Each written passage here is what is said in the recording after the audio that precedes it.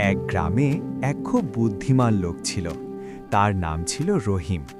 এক রাতে সে জঙ্গল দিয়ে বাড়ি ফিরছিল। হঠাৎ একটা বড় গাছের নিচে সে একটা ভূত দেখতে পেল। ভূতটা বলল, এই মানুষ, আমি খুব ক্ষুধার্ত, তোমাকে খেয়ে ফেলব।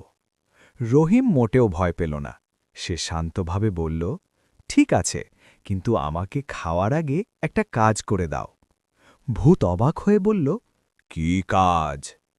রহিম বলল, ওই যে গাছটা দেখছ, তার সব পাতা গুনে আমাকে বলো, তারপর আমাকে খেতে পারো। ভূত ভাবল এটা খুব সহজ কাজ। সে পাতাগুলো গুনতে শুরু করল, কিন্তু গাছে এত পাতা যে গুনতেই শেষ হয় না। তার উপর বাতাসে পাতা নড়ে, আবার নতুন করে গুনতে হয়। এদিকে রহিম আস্তে আস্তে হাঁটতে হাঁটতে বাড়ি চলে গেল। ভূত তখনও পাতা গুনছে আর বলছে, এইটা ৫,৪৩২। না না, বাতাসে নড়ল, আবার গুনতে হবে।